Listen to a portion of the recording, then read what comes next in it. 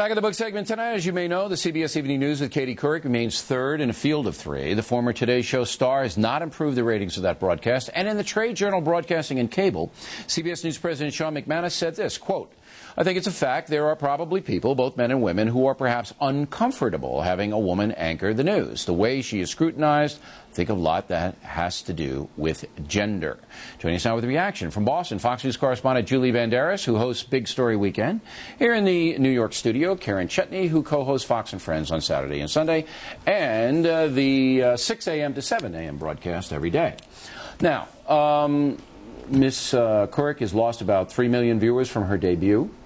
And what do you think is going on?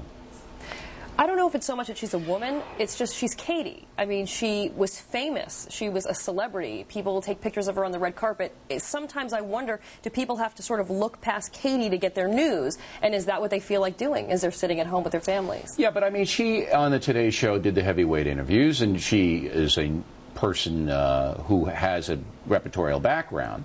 And now she gets a big shot with a lot of publicity, and people look in and they say, some of them say, no, I don't want it. Why do you think? I don't know. Maybe we are analyzing it a little bit too much, because technically she's only 1 million viewers behind ABC. Yeah, but when you get a 10-5 debut and you're down to 7-5 within, what, 6 months or something, that's not heading in the right direction. What do you think, Julie? You think it's a woman being put in a position of high expectations?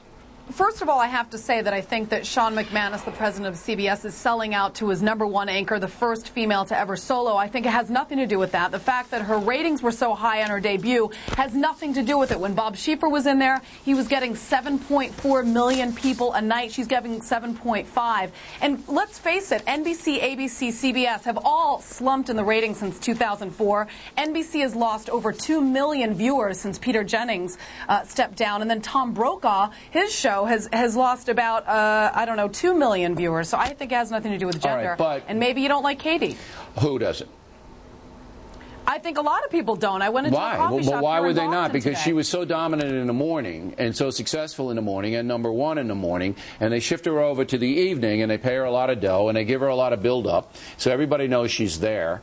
And then, as I said, you know, if you open strong, you don't expect to keep all of the drive-by people. But I hate to say it, but gender bias exists. If you were to tell all your viewers right now to shut your eyes and tell us what color is Bill O'Reilly wearing, shirt and tie, and then what are Kiran Chetry and Julie Banderas wearing, we'll probably remember our outfits first. And thank God, not the same color. You're not sexy to look at, Bill. Okay. Exactly. But wait. And it's not this that is you're not interesting. sexy to look at, When you say sexism belongs out when of you this say business, gender bias, does that mean that there are men and women who don't want to see a female anchor doing the evening news? I don't agree. There are men and women.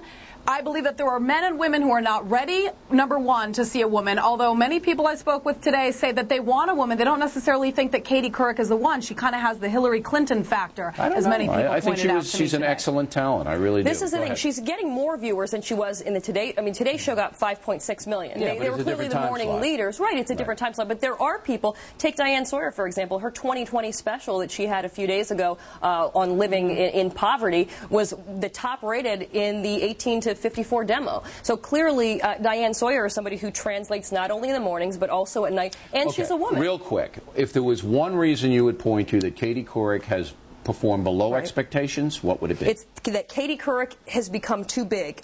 She's an entity. Katie Couric is Katie Couric. All right. She's not just a woman. She's over. I mean, she's the highest paid. She makes $15 million a year. She's a celebrity, and so too much I don't star think people, power in the seat. Real fast, Julie. Why is she underperforming? Biggest reason? Because CBS News needs to maybe perhaps reevaluate the way that they cover their news, because they've been #3 since 2004. Okay, so you think it might be the Females presentation rather than the presenter. Ladies, thanks very much. We appreciate it. You look great tonight, Julie. All right, ladies. Now, you see, now it's the outfits. It's all about the outfits. I'm not even here. You talk about gender bias. I'm not even here. We'll be right back with the most ridiculous and some of your mail.